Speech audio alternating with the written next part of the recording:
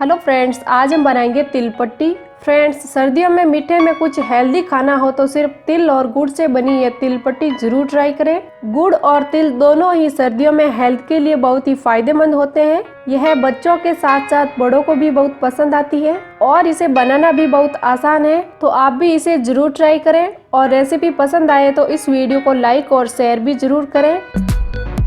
Friends, subscribe कीजिए all Indian रसोई को और बेल का बटन दबाइए लेटेस्ट फूड रेसिपी के वीडियो सबसे पहले देखने के लिए। तो चलिए शुरू करते हैं। फ्रेंड्स, तिल पट्टी बनाने के लिए मैंने एक पैन लिया है, इसमें तिल डाल देते हैं। मैंने 1.5 कप तिल लिए हैं। तिल को भून लेते हैं। मीडियम आंच पर तिल हल्के ब्राउन होने तक हम इन्हें भूनेंगे। तिल को ज्यादा नहीं भूनना है क्योंकि ज्यादा भूनने से तिल स्वाद में कड़वे हो जाते हैं। तिल चटकने लगे हैं और इनका कलर भी हल्का ब्राउन हो गया है। तिल भुन गए हैं, इन्हें एक बाउल में निकाल लेते हैं। अब हम एक ट्रे में फॉइल पेपर रखकर सेट कर देते हैं। इसमें हम तिल पट्टी सेट करेंगे, इसे साइड में रख देते हैं। अब हम इसी पैन में 1 कप गुड़ डाल देते हैं।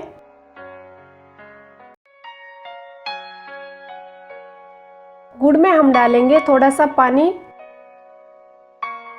इसे हम मिक्स करते हुए चाशनी बना लेते हैं। पानी हमने सिर्फ इसीलिए डाला है ताकि गुड़ आसानी से पिघल जाए, ज्यादा पानी नहीं डालना है। गुड़ को हम लगभग 5 मिनट तक धीमी आंच पर पकाएंगे।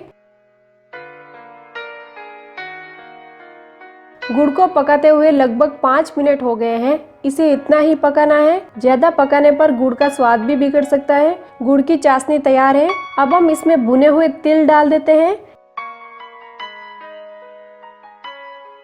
इन्हें अच्छी तरह मिक्स कर लेते हैं।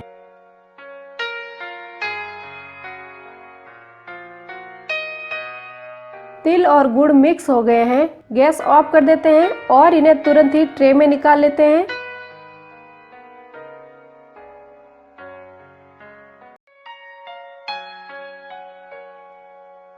कच्ची से पूरी प्लेट में फैला लेते हैं।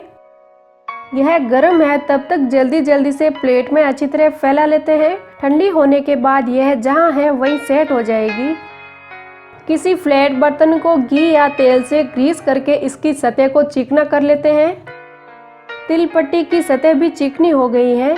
अब हम इसे 8 से 10 मिनट के लिए ठंडा होने के लिए रख देते हैं। 10 मिनट बाद इसे ट्रे से निकाल लेते हैं और फॉइल पेपर को हटा लेते हैं।